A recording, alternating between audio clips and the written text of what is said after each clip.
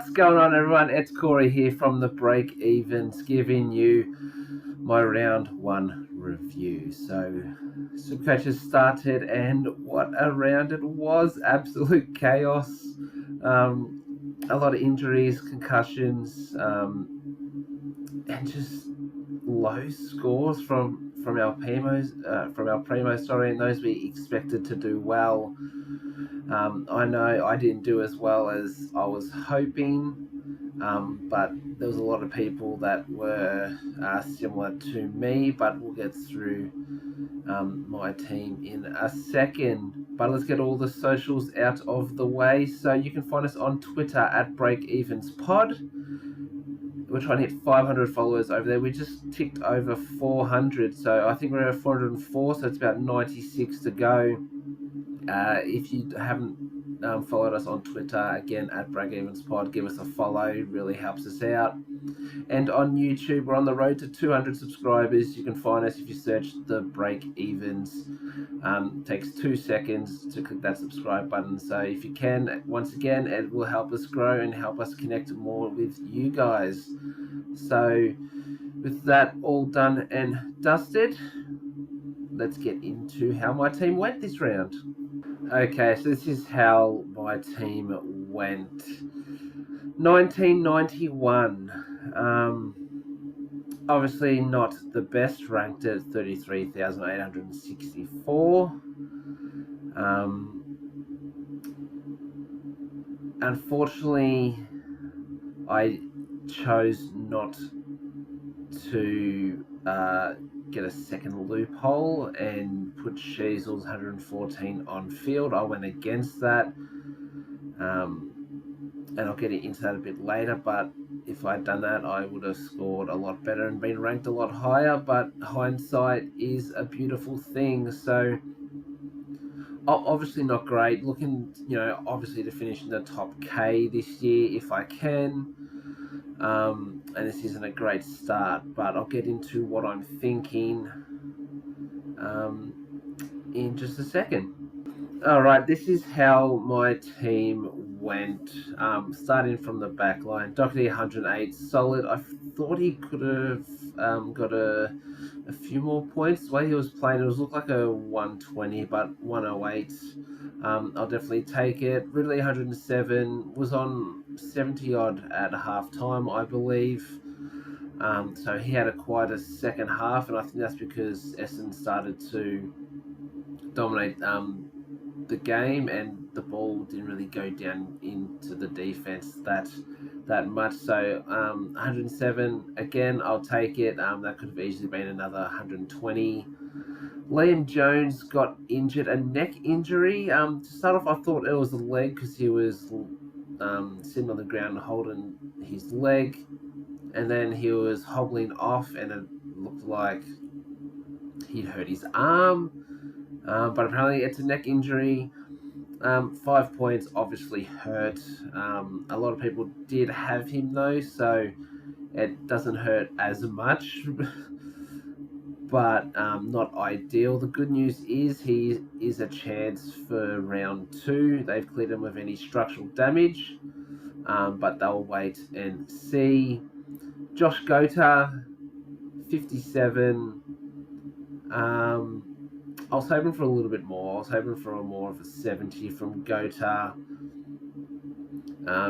If he scored that 70, I would have probably thought he's a keeper for now. Not as in a season keeper, but someone to keep.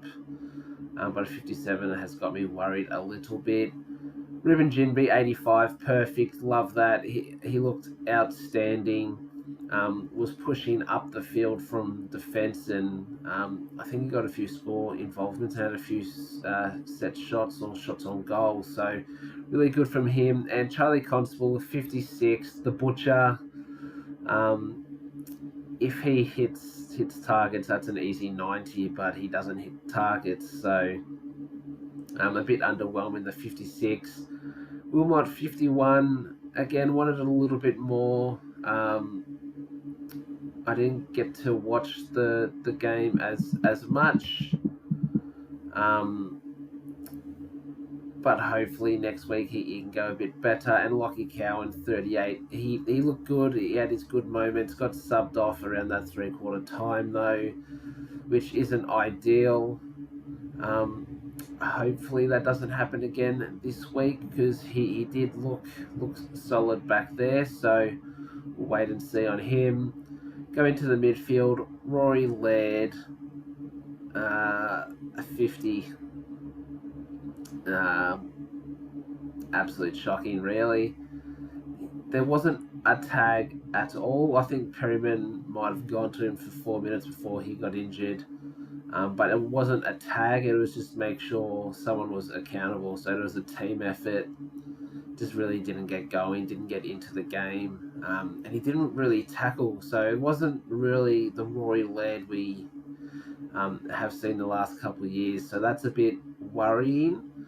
Is he maybe carrying an injury that we don't know about? We don't know.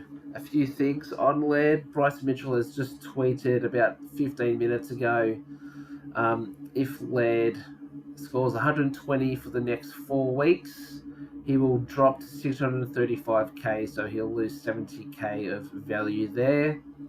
Or if he goes 110 for the next 4 weeks, he will drop down to 606k, which is a big 100k drop. So not great for those who started him. But if you didn't, that's good news. And by round 5, you get him for about 600k if he starts pumping out some decent scores. So let's be mindful of that. Bond 107 was good. Again, it's just another one that could have been 120 plus. He started on fire, and then that second half when Melbourne really started to get on top of the game, the Bulldogs just couldn't get near it, and Bont completely slowed down. But he was definitely on track for a 120 plus, so that sucks, but we'll back him in this week. Tom Green, 134, absolutely outstanding. He was all that we hoped for, and all we were expecting. He was off for about 6 minutes in the last quarter because he had a really bad cramp in his calf that he couldn't shake. But most of the GWS players were cramping because they were down to 1 or 2 on the bench just due to concussions and everything like that. So there's plenty of pickle juice going around, but 134 can't be any happier. Will Setterfield was over 100, but then got downscaled to 99, but absolutely perfect. Bunch of CBAs. Did a lot of work on the outside, so that's why he got a 99. That could have easily been a 110, 115 with a few more contested possessions. Work rate, phenomenal. Tackled here and there. There's still improvement in his game from what I saw. But 99, absolutely over the moon with that. Jacob Hopper, 67. It's an interesting one. He is on the chopping block in round 2 if he pumps out another sub 90, depending on certain players. Just wasn't great. Didn't get the ball as much as we thought. Didn't really tackle as much as we thought. It was, I guess, similar to Laird, except we expected Laird to go 120, where Hopper was just hoping for a 90. His inside game was, I don't know, it just didn't seem like Hopper to me. So 67 isn't great. Finn Callahan, absolutely exceptional. I was crapping my pants at halftime because he was only on 38 or 48, something like. I think it might have been 38, and I was like, "Oh crap, I've made another bad decision here." But second half, he was really one of a few that got GWS going. You could say Cogs and Green, and both the Greens really. They were the ones that really got the Giants back into it. And there was a play with Callahan. He worked back, got a handball, hand passed it off, kept running, got the ball eventually, and then like a laser, kicked inside 50 to Jesse Hogan, who scored a goal. So it was a 50-metre effort, 2 to 3 touches. And with Whitfield and Josh Kelly out this week with concussion, we might even see some CBAs for Callahan, so he could go 100 again. So that'd be awesome. But very happy with Callahan. Will Ashcroft 55. First game, not what we're expecting. He's got a high bar, this guy, so 55 isn't great. I still back him to go those 80s to 90s. He's a class player. Just get that first game over and done with, and then continue on from there. But definitely someone to hold. Cam McKenzie 93. Love it. Love it. Didn't have a single clanger in his debut, so he's obviously very good with his foot, and he makes the right decision most times, or in this case, every time he makes the right decisions. Very good IQ. So happy. I almost benched him because I was trying to get that Sheasel 100 on field, so he would have been benched and I would have had 5 in the midfield, which would have been an absolute disaster. But no, very happy with Cam McKenzie. And the bench, Baker, Chesser, Paul. I was expecting at least 60 from them too, so not great.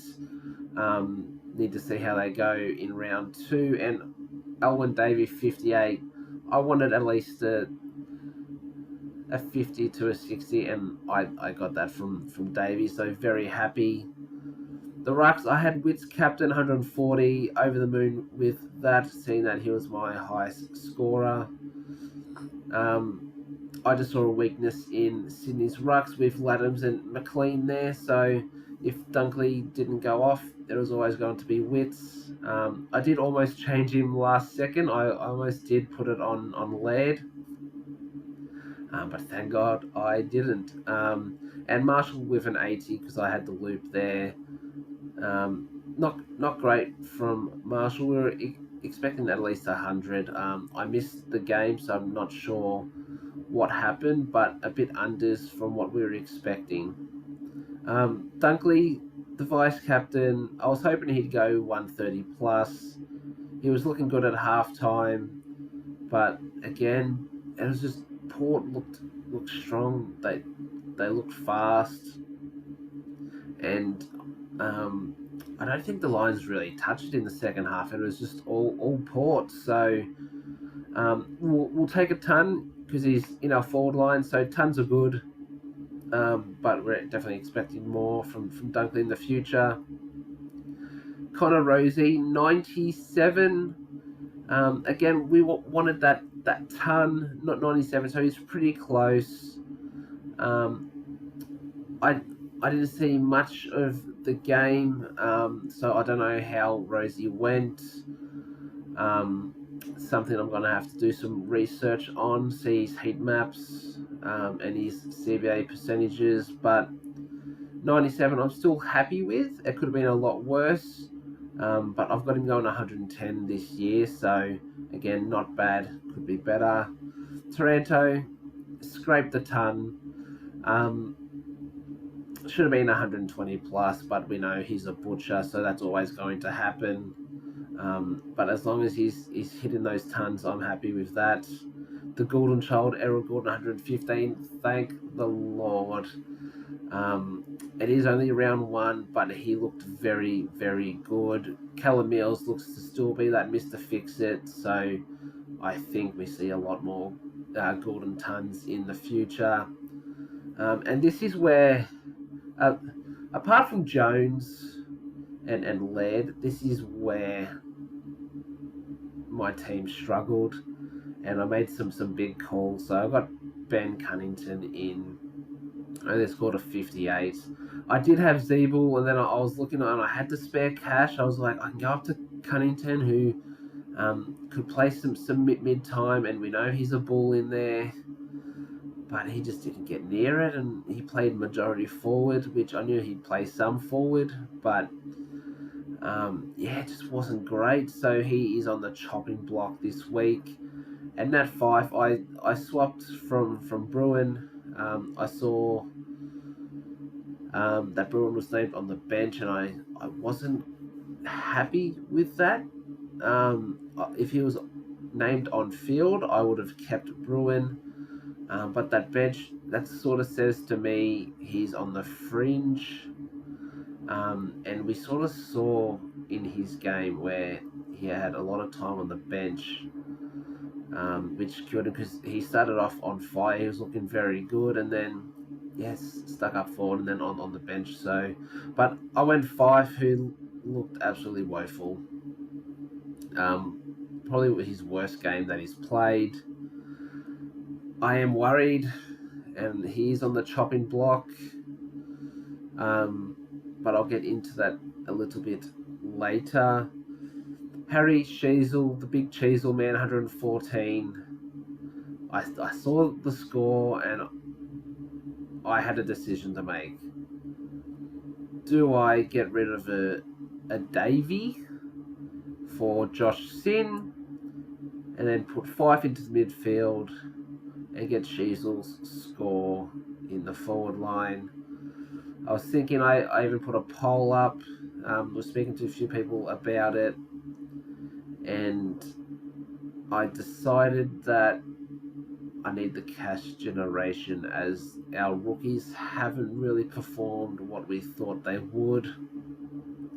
And I thought personally it's going to help me in the long run if I have that extra cash generating rookie. So unfortunately the Cheasel was on my bench with 114, but that's okay. And Fergus Green 33, didn't see the game, but 33 isn't great.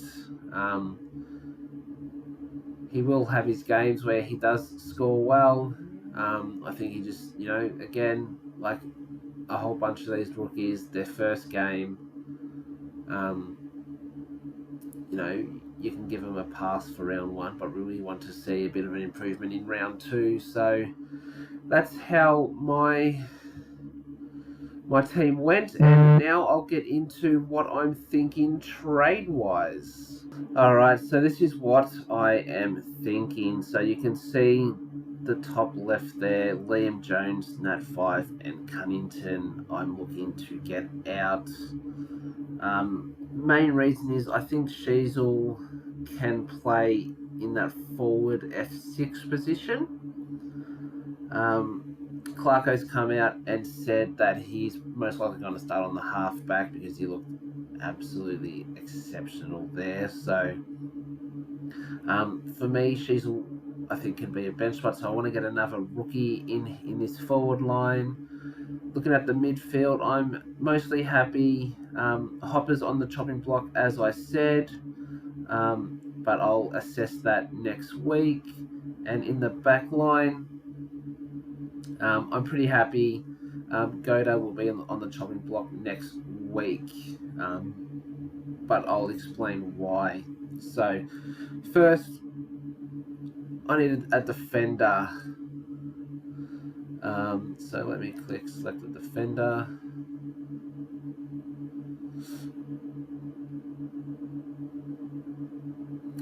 So what I'm looking at here, I have a few options. I can go one of the 9 bloody Freo defenders that either got close to a ton or tonned up. I could go Dane Rampy, who probably scored his highest score ever with 150. Or I'll go another mid-price, but I'm not really happy with the mid-price options in defence, so I'm looking to get a primo. If I was between two, it would be Hayden Young or Nick Dacos. But again, I'm just worried about that Freo defence. The good thing is, I think between Ryan, Young, and Cox, I think they all got 2 kickouts each, so it is spread out a little bit, which is great. But I just can't back in that, Young's a top 8 defender, so a little bit of Collingwood bias, but I am looking to go Nick Dacos. The reason being is, the reason I didn't start him is because I thought he was going to play a pure midfield, and that tag that we saw did not look particularly great. Looked to struggle with the tag in the midfield, but he's playing off that halfback again, and I tweeted about this. He's one of the best field kicks I've seen in a long time.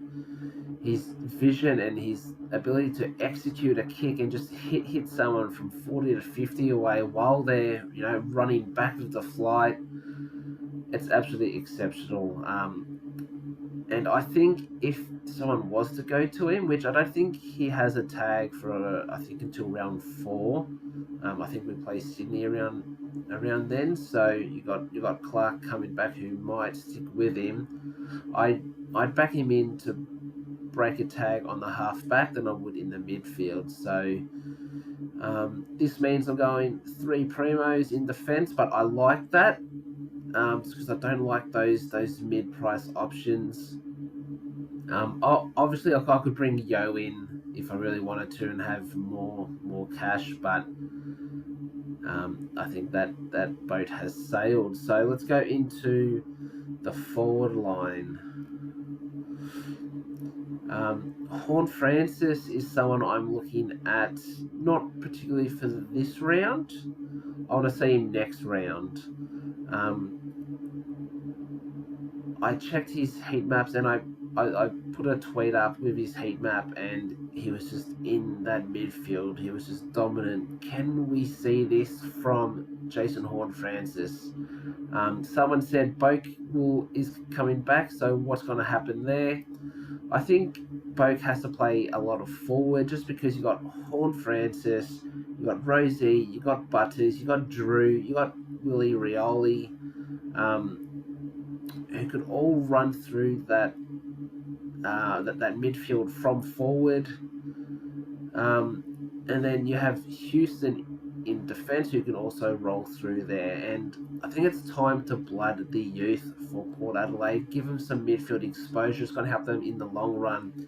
So that's why I'm keeping an eye on Horne-Francis to see how he goes next week. Ideally for me next week, if Horne-Francis goes big again and Hopper stinks it up, it'll be Hopper to Horne-Francis next week, and he'll be in my midfield, and I can swap him forward and have that rotation there. That's what I'm looking at. But let's look at the Ben Cunnington replacement.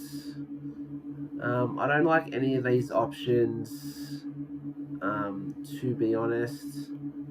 Darcy Cameron did more than I expected, but I'm not going to chuck him in there. What I am going to do is just go a straight North Melbourne swap and put Jack Siebel in. I wish I stuck to my guns, but I saw that potential to get Cunnington there. And we know how good Cunnington is as a midfielder, but he's not getting the minutes, and he looked just a tad off it. So Siebel's got to come in there, 102. I'm pretty happy with that. If he keeps going at that, he could potentially become a keeper, so that's why I've got him in there. Now, obviously, I've got 3 people here, which means I am using my first bench boost.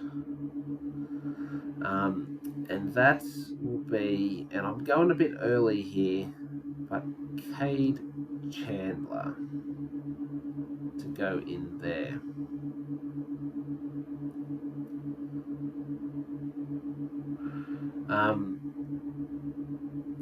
He had an exceptional game. I think he had 7 tackles along with 16 possessions of 1 goal, 2, I think 6 or 7 marks. He played really, really well.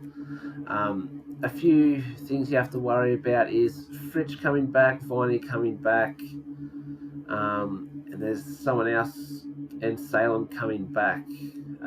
So there's a few people to come back, but it'd be hard to drop him how he played. He had that defensive pressure. He was pushing up on that wing. He had, I think, 6 score involvements as well. So he was getting in the right places, and he was using the ball to an effective manner. And yeah, he looked really exciting. So I'm going a week early. This is probably my riskiest trading, but going him allows me to get day cost from Jones. So that's why I've done that. If he goes big again, it's just even better for me and start that cash gen. So we'll quickly see how my team would look. Alright, so this is how the team will look. Hang on, I need a sub shizzle for Chandler there.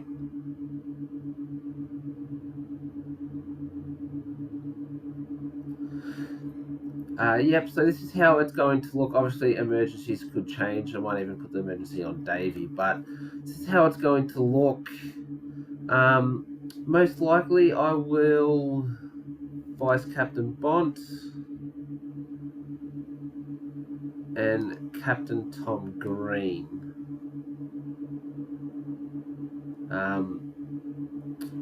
That is because if it comes up over here, Bont has the Saints, and he statistically goes very well against the Saints. If I get my notes up for upcoming podcasts, this is a sneak peek. Bont 144 average in the last 3 against the Saints, and scores of 181, 159 in the last 2. So he's getting the VC there. And Tom Green for me, playing West Coast, Kelly Whitfield out means it's Cogs and Green show. It could absolutely go nuts. Will West Coast tag him? I doubt it. I think they have to worry about their offensive game rather than their defensive game. So yeah, that's how it's looking. Obviously, things could change before round 1. As I said, Jones is a chance to play round 2, so it's the whole, do I hold him, wait for that second round, see how he goes, or do I do this? I'm pretty happy with that, to be honest. Can Laird bounce back? Can Hopper bounce back? So looking forward to round 3, if Gota goes another 50, I'm looking to put him down to Connor McKenna, which that will free up another 34 odd K.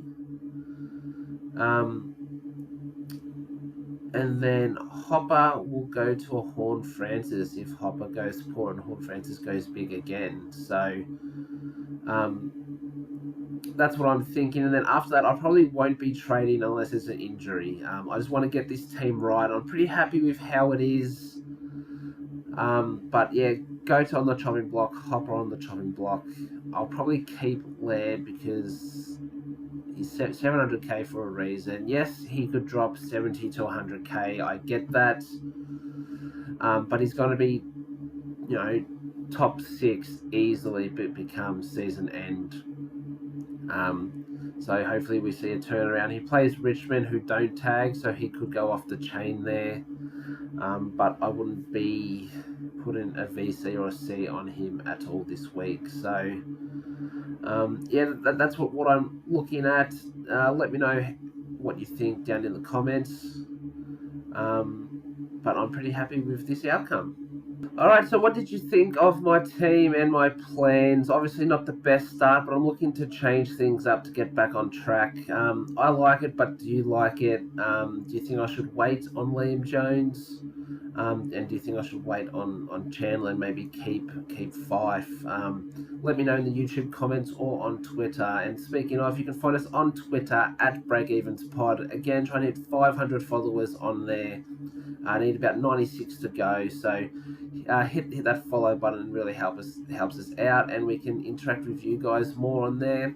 And on YouTube, you search the Breakevens, you'll find us there on the road to 200 subscribers.